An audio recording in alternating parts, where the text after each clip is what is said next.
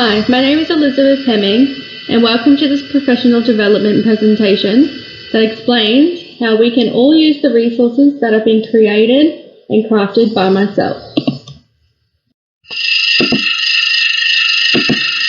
The content descriptor that we will be focusing on for our professional development session today is measure and compare the length and capacities of pairs of objects using uniform informal units. In the Australian curriculum, the general capabilities encompass knowledge, skills, behaviours and dispositions that will assist students to live and work successfully in the 21st century. Students who engage in the unit of measuring using informal units engage in a number of general capabilities. These are literacy, comprehending text through listening, reading and viewing, composing text through speaking, writing and creating, numeracy, using measurement, critical and creative thinking, inquiring, which is identifying, exploring and organizing information and ideas, reflecting on thinking and processes, analyzing, synthesizing and evaluating reasoning and procedures, personal and social capability, self-management and social management. Learning experiences in measurement provide opportunities for learning in other areas of mathematics, including number, patterns and algebra, chance and data, and space. Measurement requires students to develop dexterity in the use of a range of measuring instruments, competence in the use of mathematical processes such as counting, and a sound understanding of whole number and decimal number numeration. Making sense of measurement also requires students to develop personal reference and mind pictures, which are visualizations, for a variety of measures to aid estimation. Knowledge of measures in common use and skill in making measurements are of practical use every day. Understanding the basic principles of measurement and the confidence that can be placed in various kinds of measurements also assist people to make sensible interpretations of the results of a wide range of inquiries.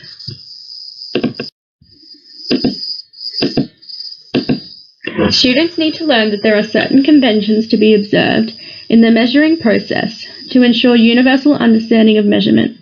These are: the whole attribute needs to be measured, there should be no gaps or overlapping, the unit of measure needs to be appropriate for the attribute being measured. The unit of measure should also be uniform. Example, using straws only to measure length, not a mixture of straws and pens. Students also need to understand that measurements cannot be compared if different units of measure have been used. The purpose for measuring will influence the degree of accuracy required. Teaching students to measure with readily available measures, standard and non-standard, provides them with a skill that will help them with practical problem solving. Given these above misconceptions, an instructional video was created in order to teach students that there needs to be no gaps and overlaps, and that the whole attribute needs to be measured. In creating the video, I knew that I wanted the main message to be no gaps and overlaps, as this seemed to be one of the biggest misconceptions associated with this unit. It was also even mentioned as a learning alert in the C2C lesson plan as well. Throughout the video resource, it is evident that there is a lot of repetition used that outlines that we want no gaps and overlaps when we are measuring. Repetition is used as a teaching strategy in this case, as repetition helps students to clarify concepts, as we want our students to get the correct information and to remember it. One way to make sure that students get it is to repeat what you have just taught over and over again throughout the same class. This is why, throughout the video, not only do I get students to repeat after me, but I've also included a question time at the end of the video, so that the teacher can test student understanding. I have also presented students with experiences that cause cognitive conflict in students' minds. In the video resource, it is modelled visually to students what it looks like when measuring is done incorrectly, and also gives a reason why it isn't correct, which is because there need to be no gaps and overlaps. This challenges the learning alert and reverts students back to what the correct way is. This also then leads into the next teaching strategy of modeling as explained above. When modeling, students must be able to visualize completing each step along the way before it can become a reality, which takes not only a skillful performance from you, but also from one of your students. One of the most critical steps to effective modeling is to select a student to follow your example, to mimic your moves down to the very last detail. It proves to the rest of your class that it can be done. It proves that one of their own can perform the task, routine, or objective as well as the teacher, and without a stitch of help. Which is why in the question time element of the video, I've also added in, show me on the carpet how it's done, so that the students get an opportunity to try it out for themselves and then to further check for understanding. All of these strategies also lead to an engaged classroom, as there are elements for auditory, visual, and kinesthetic learners. Including all of these elements into the lesson is also a differentiation strategy.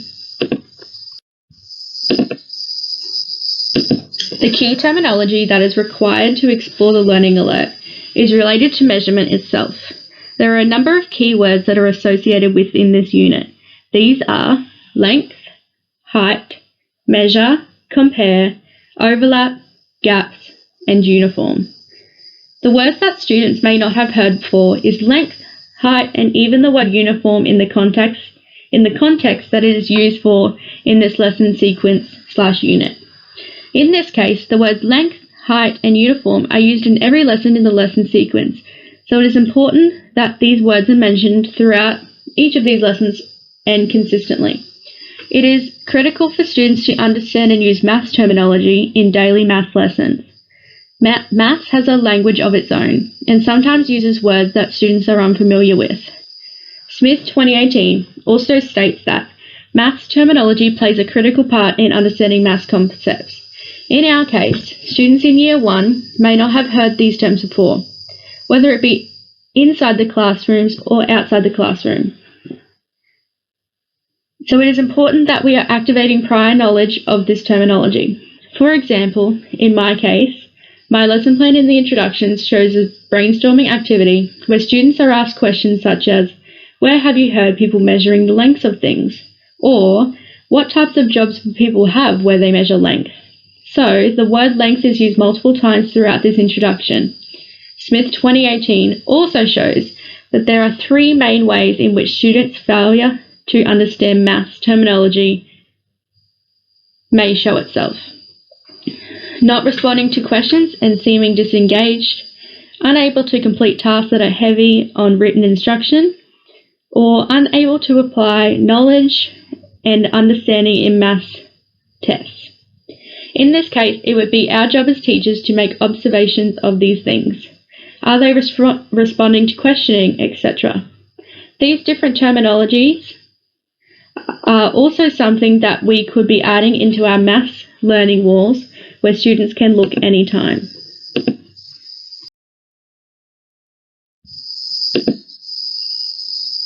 It is my personal opinion that checking for understanding is one of the biggest and most crucial parts of our job. Is our teaching effective? Are we catering for our learners? Are we getting the best outcomes for our learners? There are many different examples of checking for understanding throughout the lesson plan/audio and the video resource. These are asking all students to stand up, as it allows for an answer from every student in the classroom. Not only is this a great way to check for understanding, it can also be a way to make sure that the students are on task.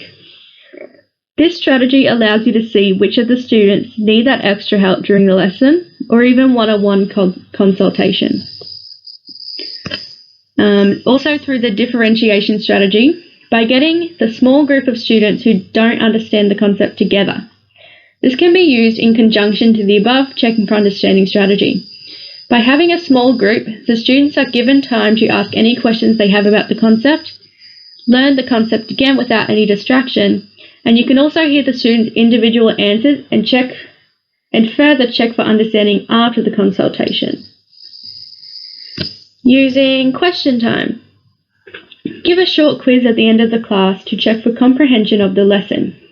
This was used at the end of the video resource, and is another great way of engaging learners in the concept. Also, getting students to show you their learning caters for learners who have a kinesthetic learning style and shows you that they are going to be able to implement this themselves.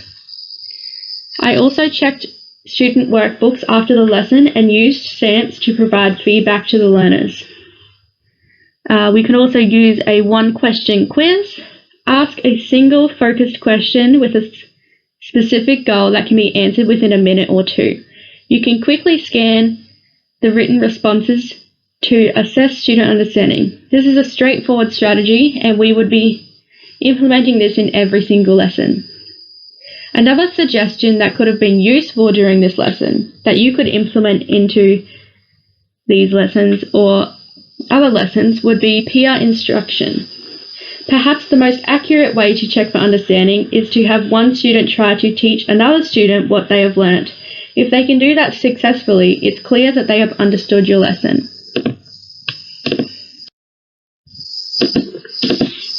When thinking about expected student responses to the activities included in the audio lesson, I had to think about the teaching strategies that I have implemented. Do I think that the students have been given enough information about measuring in order to succeed in this lesson? So as it can be seen when giving student feedback, they are all positive comments, as the students not only had the video to demonstrate, they have been shown what is correct and what isn't. They had also how we use paddle pop sticks, but that was modelled by me. This is why I also included the I do, we do, you do, gradual release of responsibility model included. Obviously, for the purpose of the audio, I have only really acknowledged 2 to 3 students by checking for understanding. But if being in a real classroom context, there would be some students who would have more trouble with these questions. Given that these responses would occur, this is why I said that student 1, 2, 3, 4, and 5 to move to the carpet to work with me as a differentiation strategy. That way, these students would be given a chance to work one-on-one with the teacher as well. Given that this is also a hands-on lesson, and the learners are not only working in pairs, but are also encouraged to lay on the ground to measure and work independently, the students may respond with their noise levels getting louder than they usually would. This is why I have used attention grabbers such as hocus pocus, everybody focus, to get students to listen to the next instructions. There could be many follow-up activities that teachers could implement to provide meaningful opportunities for students to practice the knowledge and skills when measuring using informal units. A suggestion for this could be allowing students to engage in some investigations. This could be done during some mathematics rotations where the students will have opportunities to not only measure using paddle pop sticks like they did during the audio lesson, but implement measuring using their fingertips, which was taught during the video resource. They could measure using their feet and also blocks. The students could also be given some different challenges where they could measure the length of the veranda outside, or even getting students to make some estimations and seeing how close they were to the actual answer. These types of activities allow for peer teaching and peer collaboration. A suggestion for engaging in this type of activity would be to implement it whilst a teacher aid is available so that they can monitor student behaviour and work on one of the rotations. And with that, this is the conclusion of the professional development presentation. I hope that you have found this helpful and it leads to engaging teaching in the learning area of measuring using informal units in grade 1.